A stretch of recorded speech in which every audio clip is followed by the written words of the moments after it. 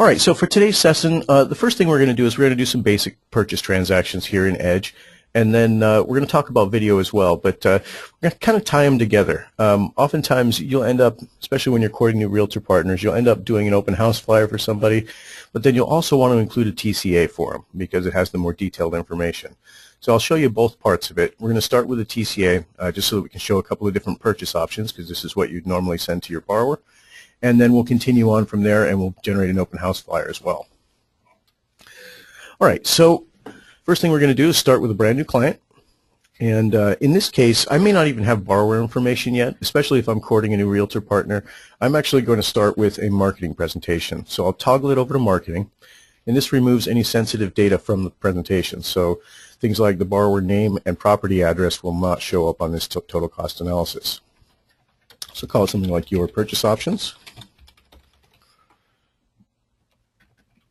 And then make sure and use the friendly name field. This is going to help you identify what report this is. So if you did multiple marketing presentations with the same title here, the only way you'd be able to tell them apart is by the friendly name. So for this case, I'm going to tie this in with whatever agent I'm cross-selling here. So let's put something like RE/MAX agent copied on presentation.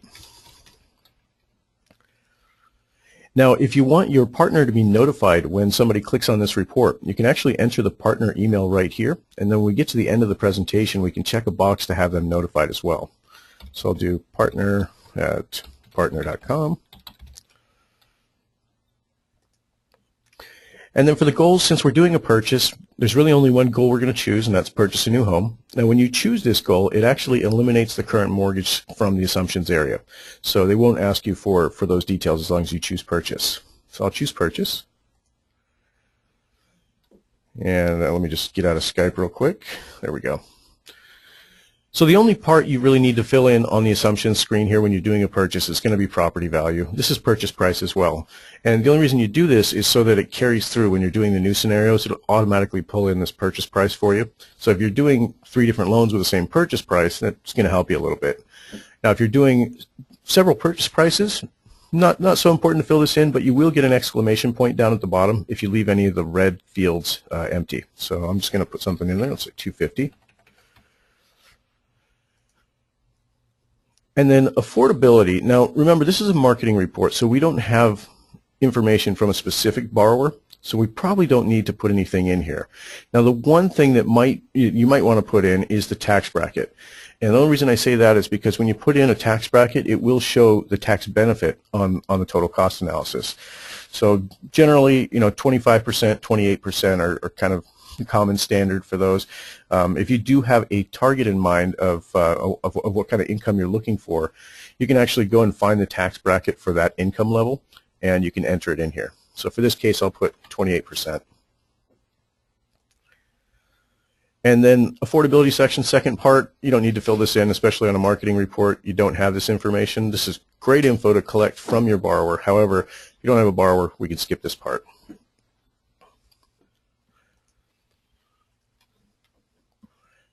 Okay, so now we get into the products, and I see there's a question already from Lisa. She says, I was wondering if you might be able to show how we could show a split MI cost on a purchase loan, or if I can talk to you later. Absolutely, Lisa. I'll make that one of the products that we show today. So, for instance, if we're going to do that, we're probably going to be comparing it against a couple of other options that are similar. So we're looking at somebody who obviously is going to have a very high LTV. So in this case, I'm probably going to show them an FHA loan, and I'm going to show them a conventional. And I'm going to try and get the LTV as high as I can with the guidelines. So for this one, let's do an FHA 3.5%.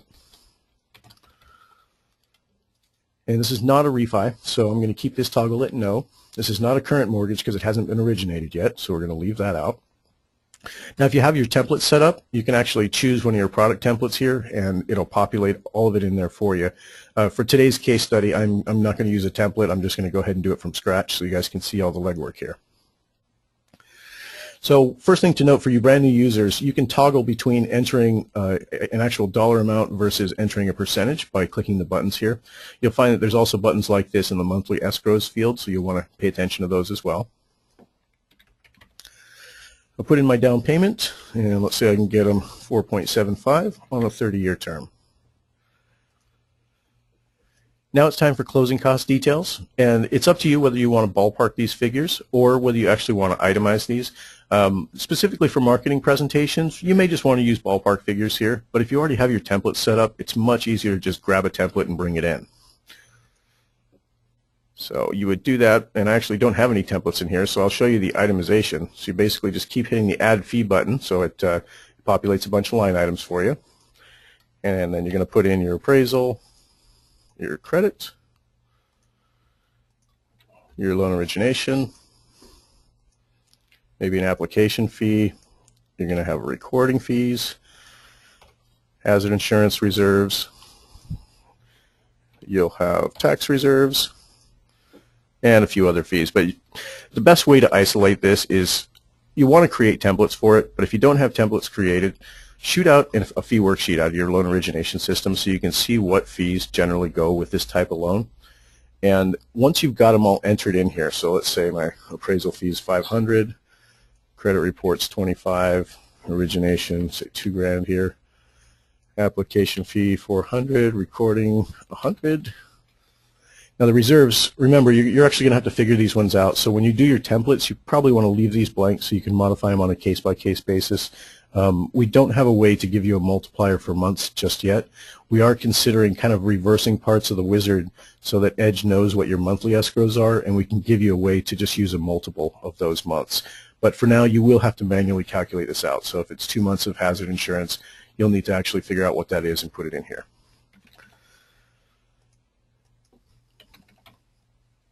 Now you want to make sure and mark the APR boxes appropriately, and if you guys need a list of which fees generally are APR, which ones are non-APR, shoot us a quick love note over at support@mortgagecoach.com, and we'll get you that list out very quickly. Now you'll notice that some of these fees are labeled with this PPE checkbox. This is prepaid escrows, and the reason this checkbox is here is because these are specifically for reserves. We don't view these as a cost of doing the loan, so any fees that you tag with the PPE checkbox are not going to be factored into your short-term savings area in the lower left quadrant of your final report. Now, once you're done generating your schedule here, you want to save this as a template so you don't have to do it every time. So you hit Save as Template.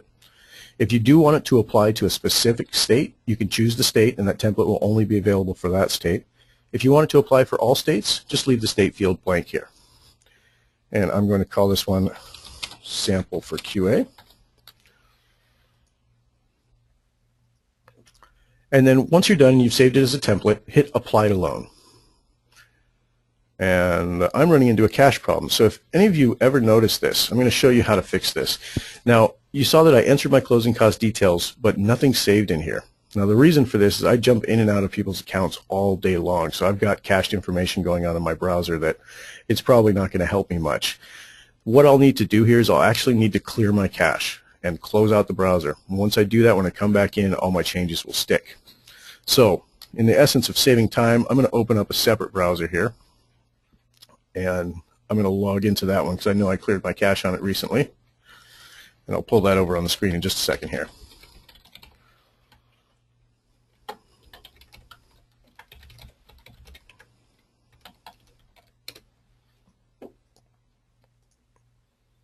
So let's sign out of that guy, and I will pull over my other browser for you.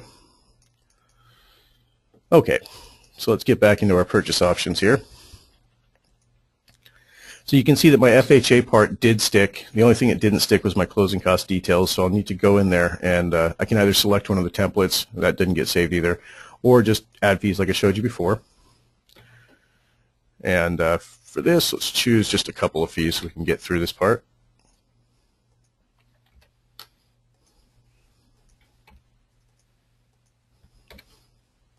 Now, what I'm doing to make this go a little bit faster is once I'm clicking on this drop down here, I'm typing the first letter of the fee that I want to use, and it automatically cycles to that part of the list so that you can select it. That way you don't have to scroll through all the fees every single time.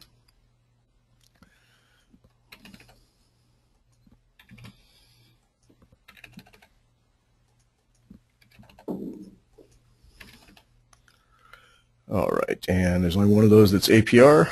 We'll apply that to the loan.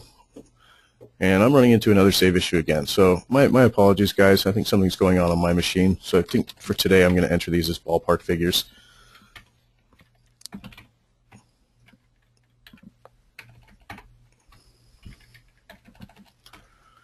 And you see how I'm just using very round figures here. One thing to remember when you present this to a client or even as a marketing presentation is that this is always going to be a pre-GFE presentation for you. Now, if they've already done the GFE and you're doing this afterwards, their GFE shows the actual details. So what you want to do is make sure and disclaim yourself. Anytime you put one of these out, it's an educational review for them. You want to show them what these loans can do over time. But you also want to disclaim it and say, look, when we actually do the paperwork together, we're going to give you the final details on exactly what these costs are, and we'll drill it down to the cents for you. So the last part of this loan is going to be my monthly escrows. And then I need to make sure and apply my mortgage insurance. And since this is a high LTV FHA loan, I'm going to use the 1.35. I'm also going to tell it needs to calc the MI on the balance every year, so that'll recalc it based on a running balance. And then we need to put in our 360 here. So it doesn't really matter what we use for our cutoff percentage. For FHA loans at over 90%, we've got to carry it full term now. So we're just going to put our MI cutoff month at 360. Now, if you want to make the MI tax deductible, you can check that box as well. And since we are showing tax benefit on this, it's probably a good idea.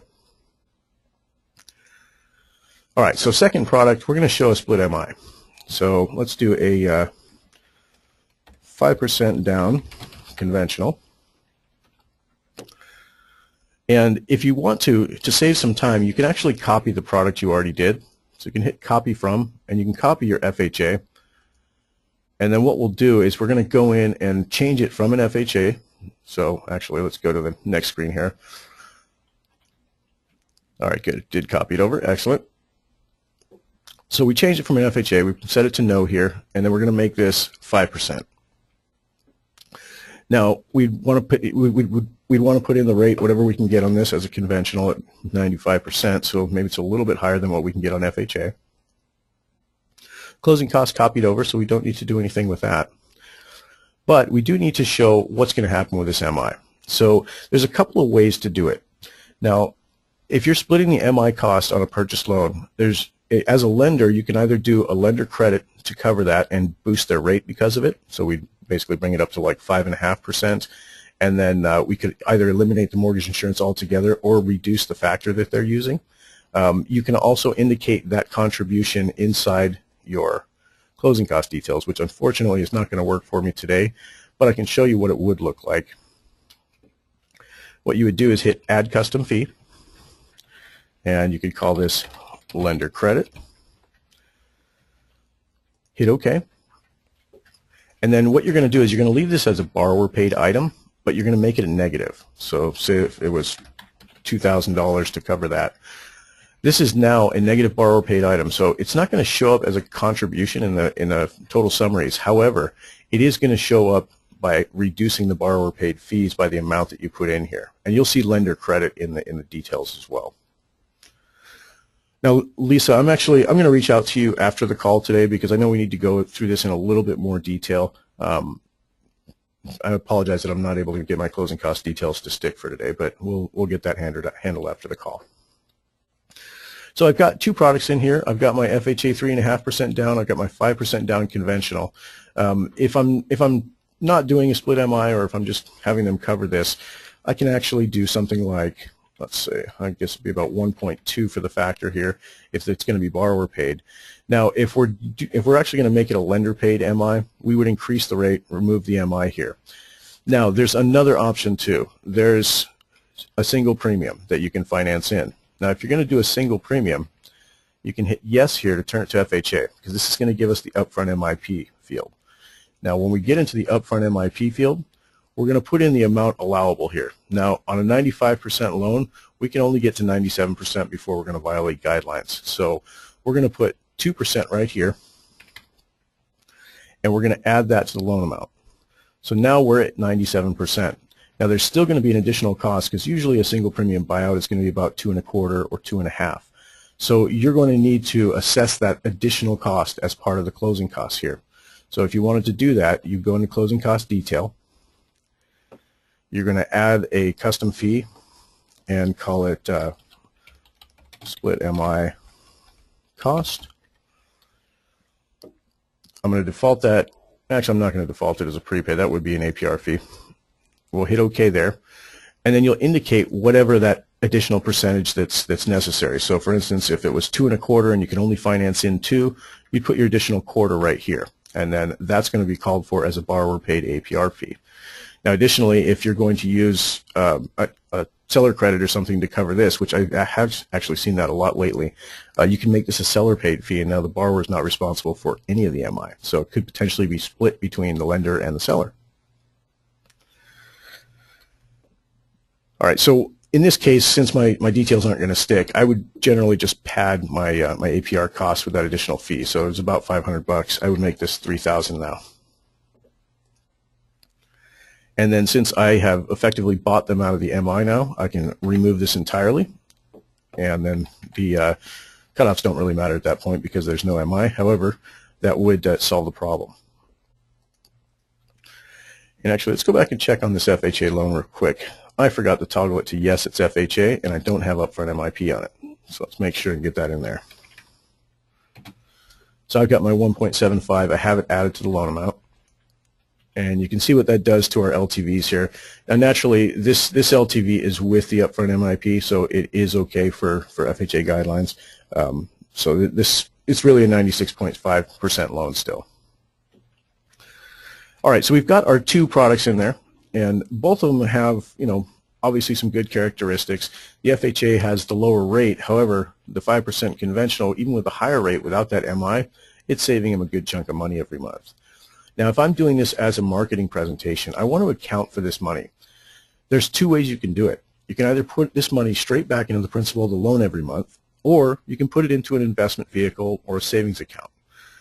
Since we don't have a specific borrower in mind for this, I'm probably going to show both. So I'll use my reinvestment strategy here, and I'm going to put that $251.46 straight back into the loan. And you can see that by doing that, our freedom point now becomes 21.08 years, and we're actually going to save quite a bit of interest by doing this. Now, if you wanted to also show an option where they take this 251 and put it into an investment account, what you would do is you're going to add one more product. So I'll do add another product. I'll use the copy from button, and I'm going to copy that 5% conventional. I'm going to leave it alone and just go straight back to the reinvestment screen. So now I've got identical products here. And for this one, I'm going to show that 251 going into an investment account instead of term reduction. So I'll go into my reinvestment strategy grid again. I'm going to get rid of this number here, so it's not putting anything back into principal reduction. And I'm going to earmark that money to go somewhere else. So let's say I've got a CPA or financial planner that says, hey, yeah, I can get you a 3% rate of return for a portfolio. So I'm going to recommend for my borrower, or my prospective borrower, that they take this additional savings and put it into an investment account. Now you can see that at the 15-year point, that's actually generated quite a hefty sum for them. So both options have their merits. Obviously, we can pay the loan off really early by using that reinvestment into principal, or we can develop them a nest egg. Now, in this case, again, we're not talking to a specific borrower, so we don't really know what their goals are. So I think it's a good idea to show both options. I think I probably need to give it a better name because it's now just named Product 3, so I'll go back and take care of that.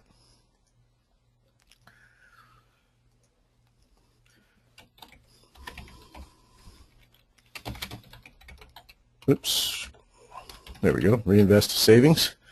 And I'd probably want to call, I could change the name on this one from 5% down conventional to 5% with principal reduction or something like that. I would just say 5% with principal. You're gonna find that, especially when these get printed, you want to keep these names as short as possible. For the live version, you can use long names, and it's not going to be a problem when it's on screen. It's just if you expect your borrower to be able to print it, you definitely want to keep these under 12 characters because it will push parts of the report out of view in print if you use longer names than that. Okay, so getting back to my analysis here. Obviously, these are saving exactly the same amount of money, but the difference is the reinvestment strategy. And you can see in the 60-month period of time, because I'm knocking down principal on this second option, my net savings is a little bit better. I'm saving more interest. Now, this third option, it's still saving against the FHA because it's not paying MI, which is great. But there's an additional element to this. We're putting the money into the reinvestment account. So for our long term, we want to show net worth. And as you can see, at the 15-year point, we're knocking down the principal enough to actually gain quite a bit of equity in this account. Now, we're actually running a close second on the reinvest to savings because that money that we're putting straight back into the reinvestment, or I'm sorry, into the savings account or a money market, whatever kind of yield account that you're using, that one's growing as well. So your net worth in Edge is always going to be a combination of your total equity at this point plus your total liquid assets. In this case, this is just equity. In this one, there's a lesser amount of equity, but they do have a pretty good sized liquid asset at the 15-year point. Now you can feel free, especially on a marketing report, if you want to show the entire life of the loan, so all the loans are paid off here, and you can see that our third option now, because they all have the exact same amount of equity, the third option has a significant chunk of change added on top of it. So we made them $150,000 just by reinvesting this $251 every month. And that's, of course, over a 30-year period of time. Okay, so last part, we don't need anything for the contact area because this is not actually going to show up because it's a marketing report. So we're going to go straight over to choosing the total cost. Make sure and enter your payment notes. These are really important for compliance, and if you're not used to using these, you should really start. As the CFPB is raining more and more rules down on us, we want to make sure that we disclaim ourselves against things like the payments. You know, we want to talk about MI if it's in there. So I'm going to actually modify this and say taxes, hazard insurance, and mortgage insurance are included in the payments.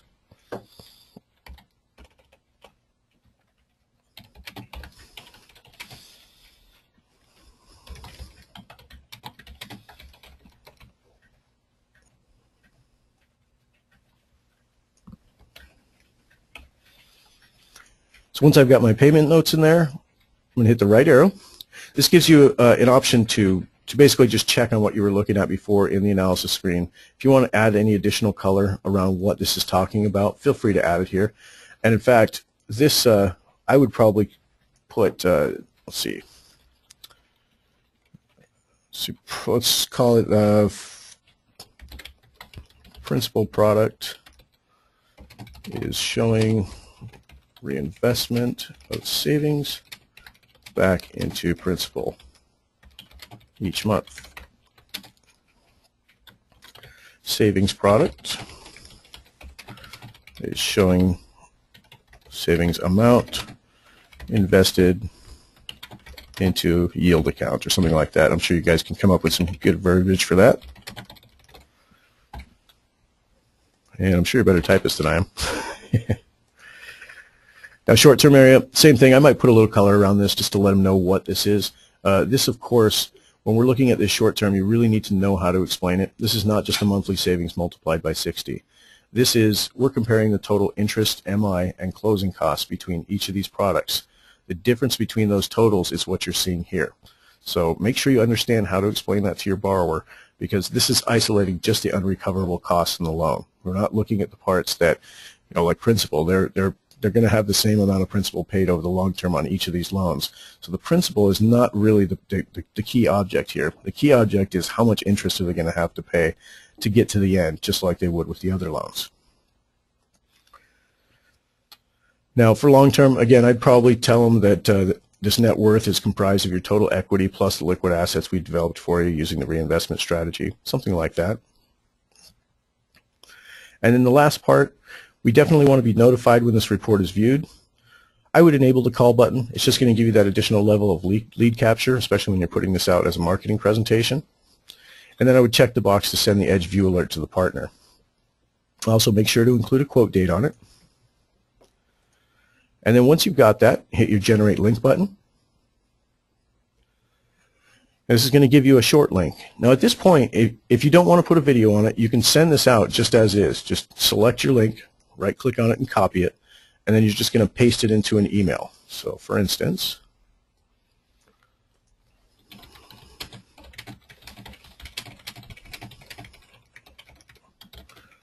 and all I did was Control-V to paste that in, but you can always right-click and hit paste, and that'll do it too. Now, another way you can do this, and I often get asked about this, is how do I hide the link? How do I make it something else that's clickable? So the way you would do that is you would enter the text that you want to make clickable. So please click here to view your presentation. And then what you're going to do is you're going to highlight the area that you want to make clickable. So the click here part is the one I want to turn into a link. Now to do that, you highlight it, right click on it, then you're going to choose hyperlink. Now when you do that, it shows you the text to display right here, and then the address it's going to go to, I'm going to paste in my Edge link, and then hit OK. So now I've turned this into, they can't actually see the Edge link unless they hover over this thing. Now when you send it to them, they can literally just click right there and it'll open up the Edge presentation directly. Okay, so assuming you do want to add video, because especially on a marketing report, you definitely want to have your advice follow it. If this just goes out to Facebook land or Twitter or wherever it goes, and there's no commentary that accompanies it, you might lose a little bit of traction in what the report is showing. So it's always a good idea to add video, at least an audio to it if you're not comfortable with video, so you can explain what these options are showing, and you can put a call to action on it, especially so that you can make contact with these people who are viewing your report. So to do that, you're going to hit Add Audio Video. Now this opens up a preview of the presentation, so you can actually kind of fine-tune it and check your numbers here. You'll notice that we've got tax benefit going on as well. Since we do have a tax bracket entered, it is showing tax benefit, and that's actually factored into this short-term area as well. So if we look at the more info here, you can see that we've got the interest in MI paid of 76. Let me highlight this stuff real quick. We've got interest in MI paid of 76. We have closing and points, $3,500. So that's $79,600. So where are we getting this total cost of $55,600? What's happening is we're subtracting the tax benefit out of it. So our total cost here is interest in MI plus closing costs minus the tax benefit. Then we're comparing those figures between each of the products, and that's where we're getting this net savings here. All right, so to start with video, if you've never done a video in Edge before, you're first going to have to set up your camera. So you can do that by right-clicking anywhere on this report. So right-click on it, hit Settings. And it's going to start you off on this screen, which is just the first tab. Usually you do want to have the hardware acceleration enabled. If your computer's over about, I would say, 7 or 8 years old, you probably need to uncheck this because your video card may not be able to support it. Now the second tab here is just allowing Edge to use your camera. So you want to click Allow and choose Remember so it doesn't ask you every time. The third part is how much local storage do you want to allow Edge to use? And really, this doesn't matter at all. So you can leave it exactly as is. Now comes the important part. We need to select our microphone and our camera. Now, I have a ton of mics connected to my computer right now. And oftentimes, especially if you're on a laptop, you may have a built-in mic, you may have an external mic, but you'll need to choose the appropriate one. So for today's discussion, I'm going to use the one that's actually in the webcam, because I'm actually talking on a different one right now. Last part, I need to select the webcam. If you've got more than one webcam in here, like on my laptop, I actually have an integrated webcam, but I can't choose that right now because my laptop is on a dock, which means the lid is closed, so it wouldn't be able to see me. So I've got an external webcam connected to it, and that's the one I want to choose. Now hit close, and you are ready to record a message. So the next step is to hit the record message button. Now before you do this, I should tell you there's a little bit of prep work that you're going to want to do before you start recording. First things first, close your door to your office. Lock it. Make sure nobody's going to walk in on you while you're doing this. If you're in a cube or if you're in a group of people, just let everybody know, hey guys, I'm going to be recording just for a moment here. Can you give me 5 minutes and just allow me to focus on this? The second thing is, make sure you don't have a window right behind your desk that is just blaring in sunlight, because what happens is it'll actually kind of wash you out. You'll look very pale in the image, and the entire video will look very light and almost transparent. So if you have the option, close the blinds behind you.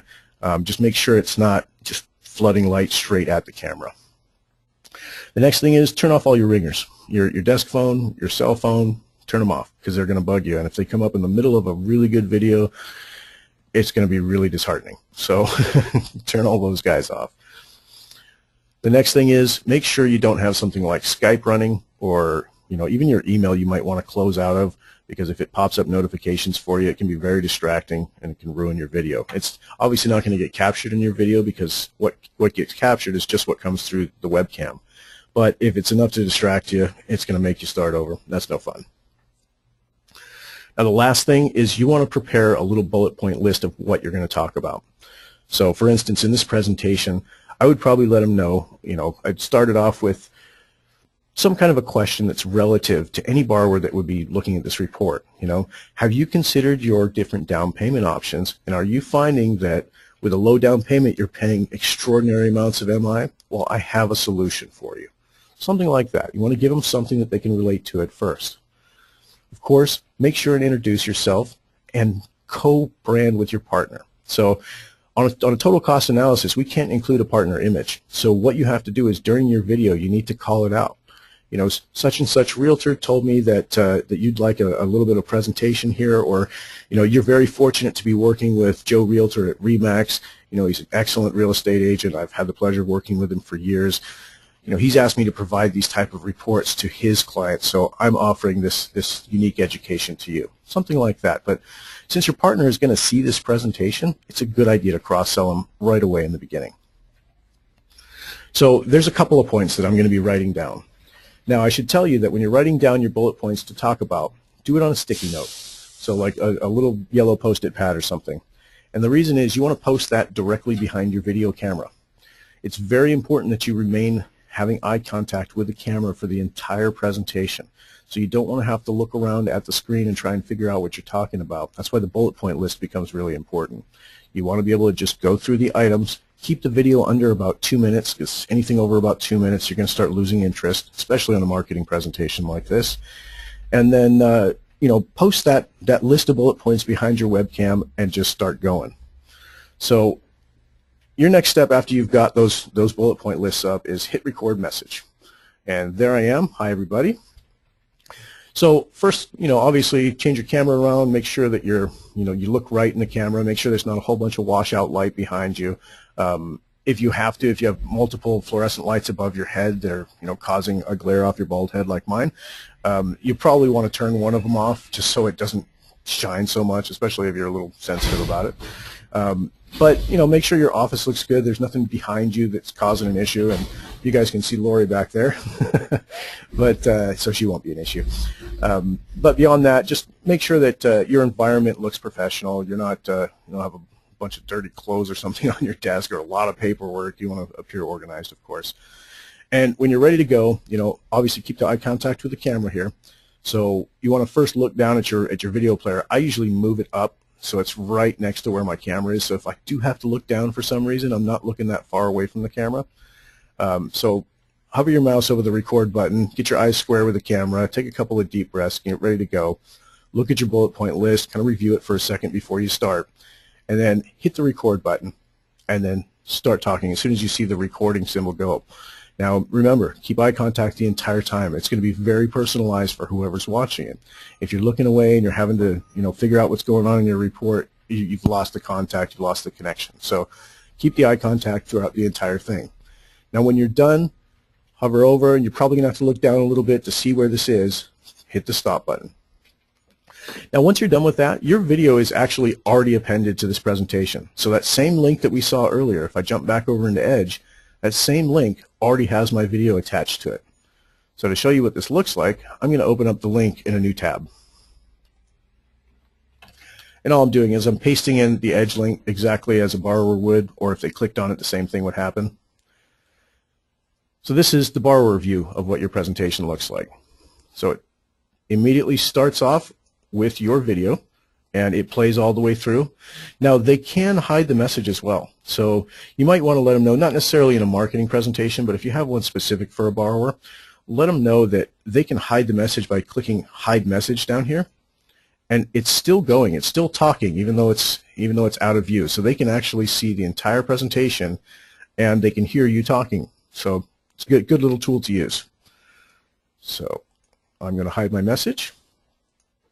Now, one other thing to keep in mind is whatever state you leave your report in, when you close it out, is going to be how the borrower's going to see it. So for instance, you notice I had the tax benefit on just this one item highlighted, and it's still highlighted when the borrower opens it. Now, if you want a different view for your borrower, so I'm going to go back to my preview. So this is actually the preview screen. You can tell because when you hover the mouse over these items, they form a blue border. That means you can highlight them. So I would clear out all my highlighting. And if I had specific items that I wanted to bring to my borrower's attention, for instance, the reduction payment, something like that, I might even want to pop out this More Info section and then bring it straight to that reinvestment grid. And then I would show them the 251 here, and then the 3% and 251 right here. Now, if I was to simply hit the X on this report right now, which I'm going to do, and then send that link to the borrower, when the borrower clicks on it, it's going to be in exactly the state I left it in, which means that reinvestment grid will be popped out, and any highlights I left will still be there. So you can see that my message comes on in the background, and it's talking behind this presentation right now. All right, so I'll close out of that. So that's the first half. When you're doing these videos, especially for a marketing presentation, remember we're cross-selling the realtor partner. So we also want to have something with their images on it. Now, what I would recommend doing is, because you can't copy this report over to the partner side, I would save each of these products that you've entered as a product template. So for instance, on my FHA product, I'm going to go to the very last screen of this product. I'm going to do Save as Template. I'll call it FHA 3.5% down and hit OK. I'm going to do that again for the next product. And actually the easy way is to jump to the third one and then just hit the back button one time. Then I'm going to save this one as a template. That's my 5% with principal. And then the third product with the reinvestment into the savings, I'm going to save this one as a template as well. So now I've got all three of those loan programs along with their closing costs saved as templates. So now I can go straight over to the partner side, just hit New Partner. I can enter my partner information.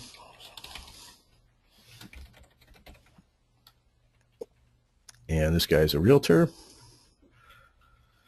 And then remember, friendly name is not the nickname for this partner. This is a nickname for this report. So in this case, I'm going to tie it to a property address if I have one.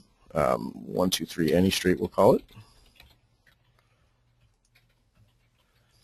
And I'm going to put the same thing in here. Now, the property address does show up on the final presentation. If you don't have a specific property address, you probably don't want to have an open house flyer because you really don't have the parameters necessary to put in all the different parts of the home, things like the square footage, the beds and baths, all that kind of stuff. If you don't have a real property, it makes it a little more difficult. So it's always a good idea to check out the listings that this partner is promoting right now and do an open house flyer specifically on one of those listings. A lot of E's in there.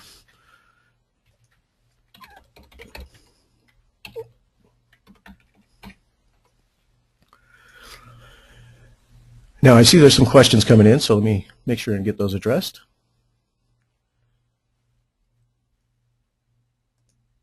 Benjamin's question, is there anyone at MC that can give constructive feedback on the videos that we make? Absolutely, Benjamin. In fact, send those straight over to support@mortgagecoach.com. We review tons of videos every day for people, so anytime you guys need a video review or you need a presentation review, that's what we're here for.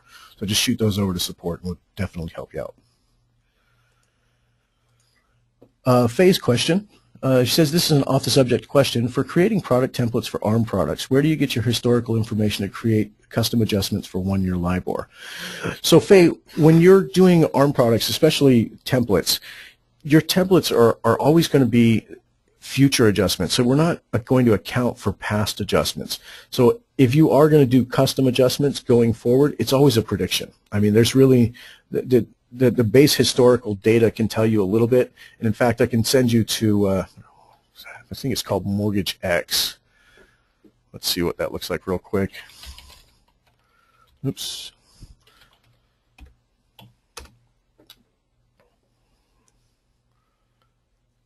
Yeah, here we go. Mortgage X has the interest rate trends. You can see a lot of these historic values for what the different indices have done.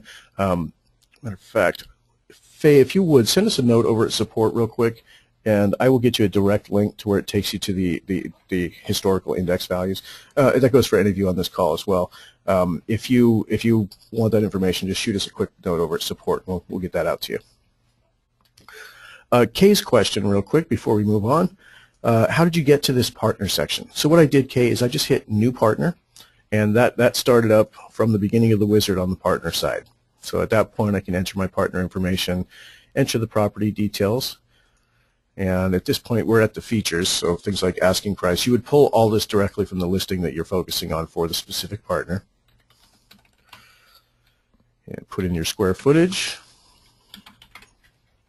Now when you want to add property features, you hit more features, and then you can select the features in here, and you can actually add 2 custom features if you want to. Just check the box next to the ones you want to add. So let's say that this is a single family, central air, fireplace, family room, and let's go with a garage on there. And we'll add a couple of custom features: ocean view, Glendale School District, something like that.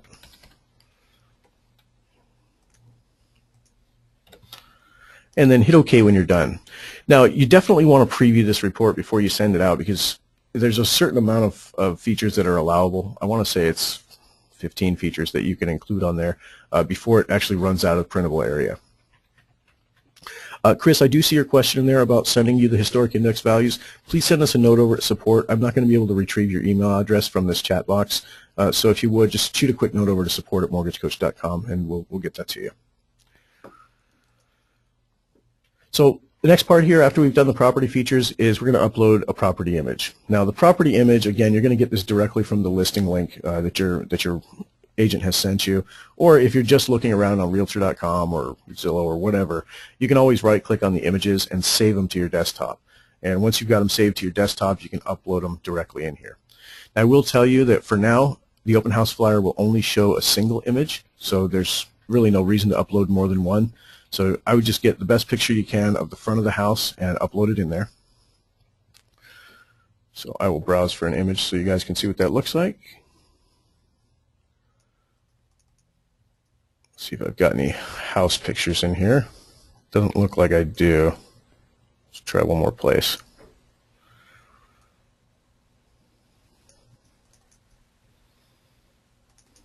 There we go. I know I've got some house images in here. Ah, perfect. So once you've uploaded your image in there, don't bother changing the picture name. This picture name and description is actually not going to show up on your presentations at all. So just leave them as is for here. And when we get to the presentation area, we're actually going to select that image, but I'll show you that when we get there. Now remember, we saved all 3 of those products as product templates so that we don't have to redo all the data entry. So if we look in here, scroll down to the bottom, you see that the 3 that I saved earlier are showing up in my drop-down. So I'm going to start with the FHA 3.5% down, and I probably want to name it. I'm going to name it exactly the same as I did before.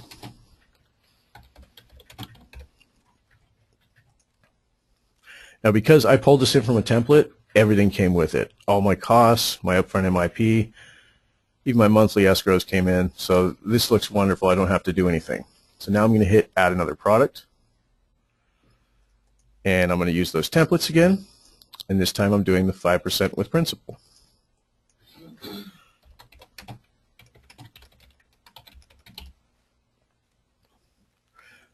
And we'll put in our 250. And you can see it brought everything over because the template already included all these fees. It actually already included the split MI as well, so you can see that 2% is in here. And then I've padded my costs a little bit to cover that extra 0.25% that they would need to come in with. And then I'm going to add my third product. And so we'll go down to the bottom of the list there, and this one's reinvest to savings. Just pop in my value, and it automatically generates this part.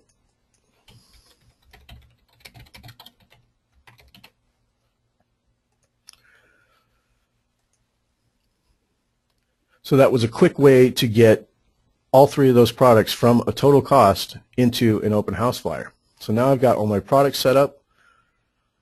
You can view the analysis screen just to see what's going on here. And actually, you notice I've got a bigger difference in my savings here than I had on the previous ones. And the reason is my hazard insurance and taxes didn't carry over on these. So not sure why that happened, but I better fix it.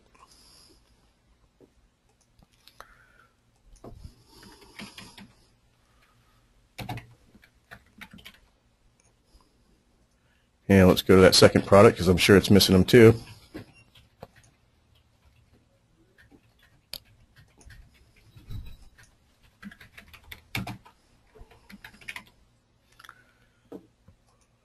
And let's check the FHA just to make sure it still has those. Okay, good. So that did bring them over for the FHA. I think the reason this happened is when I use factor percentages, I'm going to have development take a look and make sure that factor percentages are getting passed along with the templates. All right, so I've got all three of my products in there. Now it's showing what I was expecting to see and exactly what it was showing on the total cost. So now it's time to go to the contact section. So this is where you're going to enter more detailed information about your partner. So this one is, let's just call it Remax. You're going to enter your fax and cell phone numbers for your partner. Make sure and put their email in there. Their license, if you happen to have their DRE licensing, pop it in there. And their website, always very important. Street address, not terribly important for the partner. If you want, you can skip this part, but if you do want to put it in, it will show up. I'm going to skip it for this presentation. And now it's time to upload the headshot and logo for your partner. So these, ideally, you want to collect directly from your partner if you get the chance, because they're going to give you the best images possible. However, if you haven't made contact yet, you can usually find these on their websites. You can find them in their LinkedIn profiles, in their Facebook profiles. Generally, they have images just about everywhere. So I'm going to browse for a couple of images here, and let's use this photo.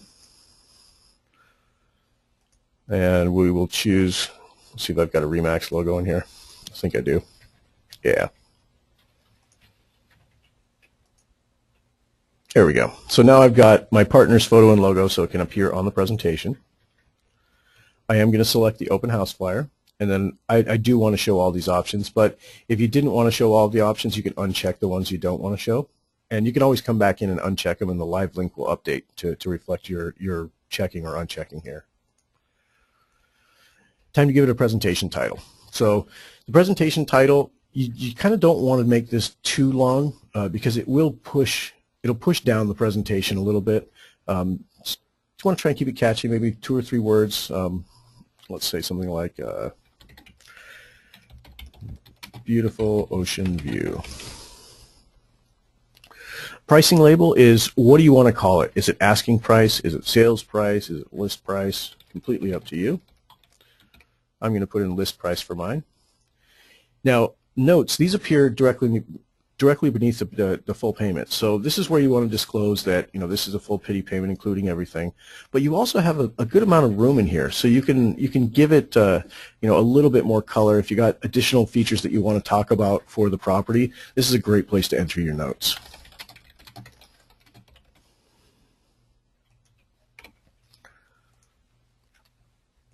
Now, a lot of people forget this part.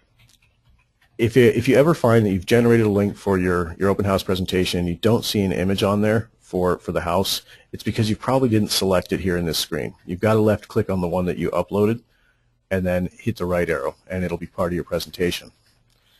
Now again, we want to make sure and send the Edge View alerts to the partner. Pop a quote date on there. Generate a link. And now I've got 2 links that I can send out. So I've got a borrower-facing link that's cross-selling my realtor partner, and then I've got a co-branded open house flyer that by default is cross-selling my realtor partner, but both of them can be shared in different avenues: Facebook, Twitter. The actual agent can post this on their pages. Now, I get the question a lot, you know, how do you embed an Edge video or an Edge presentation in a website? It's not possible. You don't embed it because it's actually a link. But what you can do is you can link to it from anywhere. So for instance, if you have your own website that you monitor or you maintain, you can always publish an image of a house or something like that and then turn it into a clickable link that points into your Edge presentation. So it's not going to be a full embed, but it is going to allow you to post a link up there so they can click through it. All right, so it looks like we got a couple of questions. Tony's question, posting to Facebook. I tried posting the other day, but the graphic thumbnail did not show the home, but some other funky image. Can you speak to that? Yeah, absolutely. So what happens, and I'll show you what that looks like. We will go ahead and post to Facebook. And it's going to ask me to log in. So let me see if I can do this in a separate browser. So I'm actually going to copy this link. I'm going to open it up in my Firefox browser because I do have a Facebook login over in Firefox.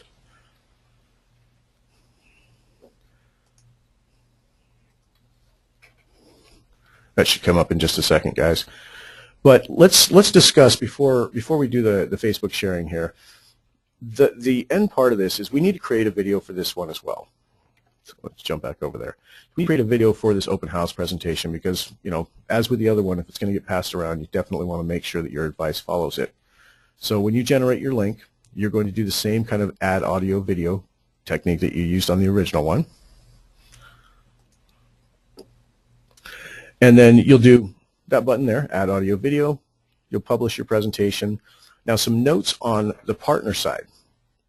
Now we discussed how you're going to aim at the borrower. So the borrower side was, you know, build a TCA. You know, it can be purchase options, it can be different price points, whatever you'd like to put there. It can even be a cost of waiting presentation if you'd like. But you're going to record that video and it's going to be aimed at the borrower. So you're going to cross-sell the realtor.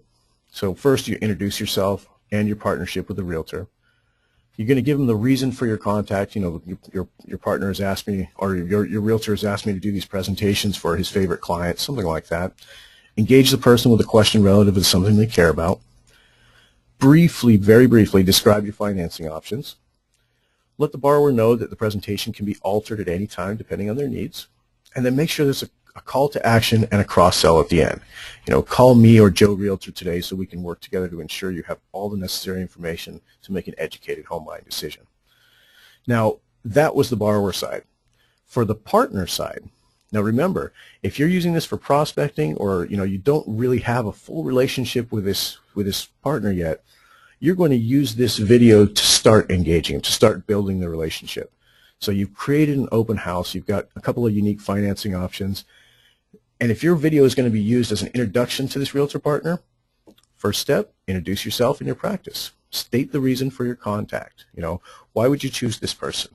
You know, I've noticed that you have a lot of listings in my area and you seem to represent a good chunk of the town.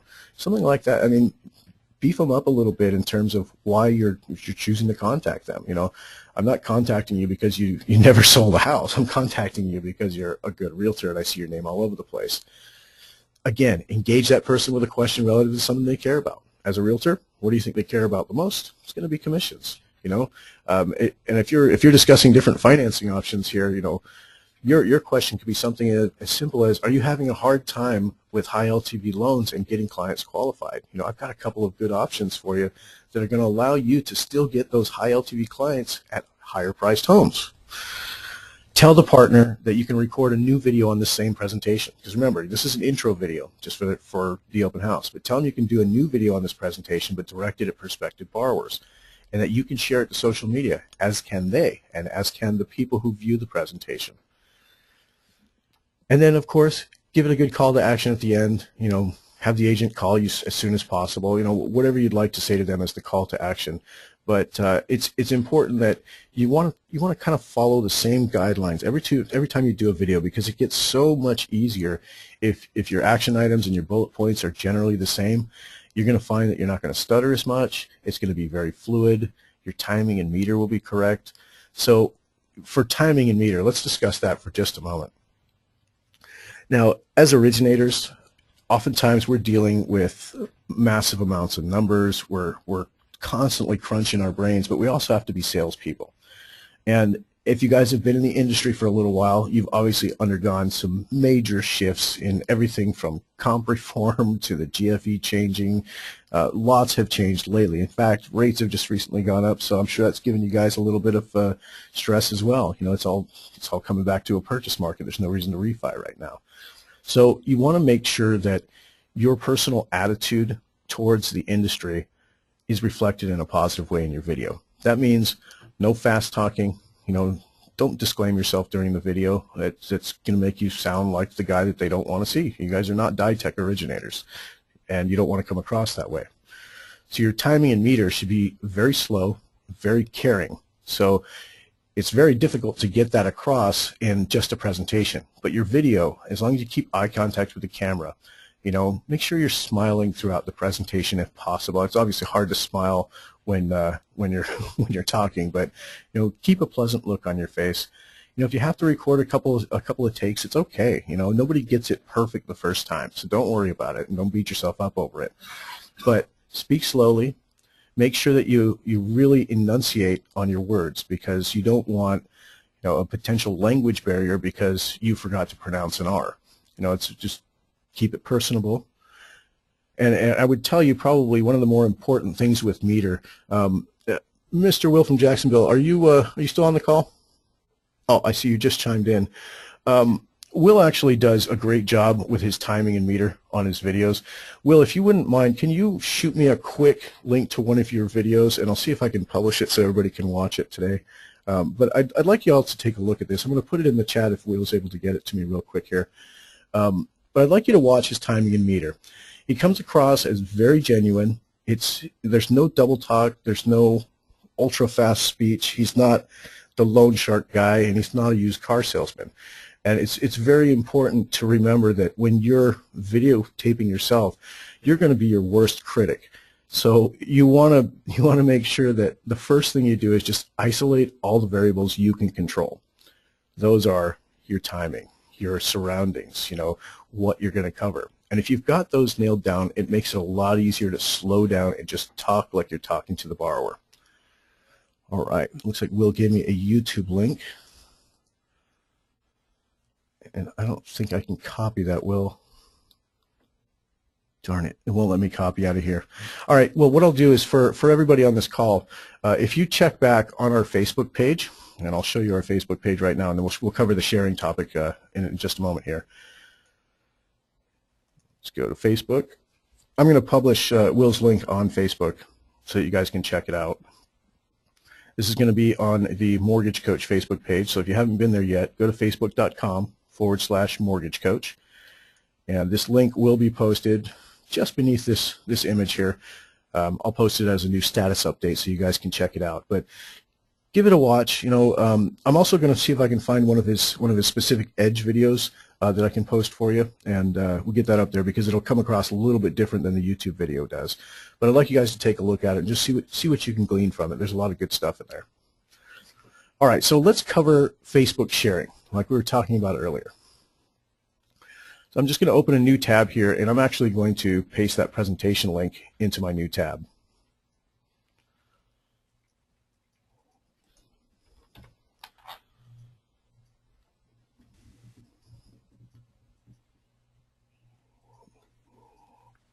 And bear with me for a moment. It looks like Firefox is running a little slow right now. There it goes.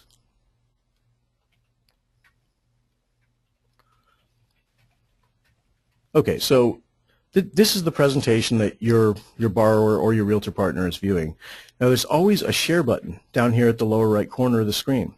So it's actually a good idea to let them know that they can share this during your video. As we mentioned before, you know, this is excuse me, this can be shared straight over Twitter, straight over Facebook, or they can post it to their own web pages. And when they hit the share button, it automatically copied the Edge link for them to the clipboard. So if they want to, they can now paste it into any text box or an email to share it. But for this case, we're actually going to go directly to Facebook.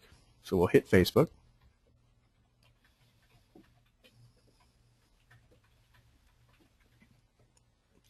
Now, your options for sharing. You have the option of sharing this on your own timeline. You can share it on a friend's timeline. I would not advise that. That tends to be a little intrusive. The best option, on a page you manage. And then you can choose if you have multiple pages. I'm going to put it on the Mortgage Coach page.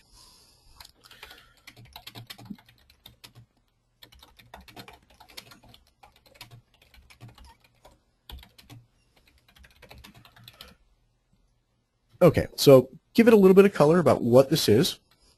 Now it automatically puts this part in here. This is the analysis created in Edge. Now you can change the name of this if you'd like.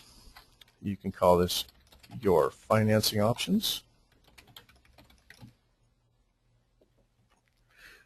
And when you post it, it's actually going to say that. Now, when you go to share this link, there's also different privacy options that you have. You can choose to make it public, or you can make it so you target by location and language. Usually public is fine. So unless you want to privatize this or restrict it from certain people, for instance, if I wasn't posting it to a web page, if I was posting it to my personal page, there'd be a lot more privacy options here where I could share to only friends or to only a specific group of people. And that's great if you want to set up all your realtors as a group of friends on Facebook. That's a great way to push out information all at once for them. But let's share the link and see what it looks like.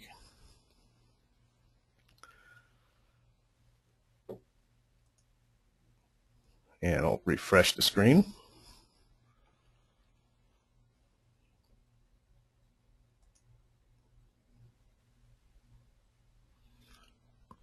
Oh, good. And Will actually gave me a link to his Edge presentation that I can get over to you right now. Okay, so here's what the posts look like. Now you can see that in this case, I don't have an image here. Now, what Tony was talking about earlier is he was talking about, sometimes there's a weird image in here that looks, I'm not sure what it is. Those images are actually links to either the Google Play Store or the iOS App Store. So when you do see one of those images, just realize that that's just letting them know that it is mobile available. But you can always remove a preview.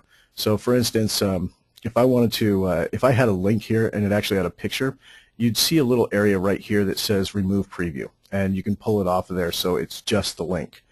So if you wanted to share it directly, for instance, so this is what Tony's talking about.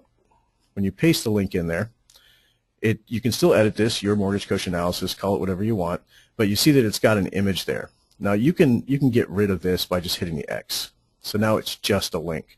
And obviously you can give it a little more color, like click on the link above to view your presentation. And then when you post it, it won't have that weird image. Now you can actually replace the image if you want. I don't know if you saw that. There was, let me try it one more time so I can show you. And since I hit it the first time, it's actually assuming I want to hide it again. But where the image was, there was actually a link just below the image that allows you to upload your own image. So if you want to, you can replace that with a different image. It's going to be icon size, so make sure it's really small, but definitely worth a shot.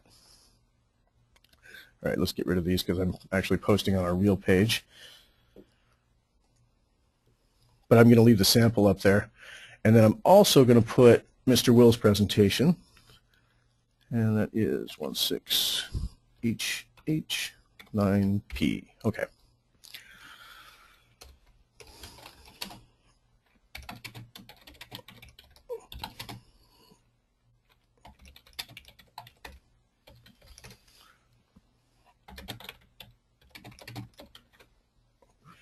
Okay. And there's that upload image that I was talking about right there. There's even a way to cycle these. So you can see that there's two possible images. There's the iOS one and then there's the Google one. It's up to you. If you want to use this, that's cool. If not, hit upload image. You can use a different one, or you can completely close it out by just hitting the X right here. All right, Tony's question, is there a way to have a thumbnail of the home? There isn't, because it's not technically pulling any data from your analysis. All it's doing is it's recognizing that this is it's a Mortgage Coach link, and it knows that this part here, even though you can edit it, is always just going to use one of the images that we have that links to the Play Store. So for a case like that, you could actually take your house image, Tony, and just shrink it down and then hit upload image here and pop straight in there, and that might be a very effective way to do it. Okay, so check into the Mortgage Coach Facebook page if you would, guys. I'd like you to, check Will's video, And then if you wanted to review the sample open house flyer we did today, you can click on this here and you'll be able to see it as well.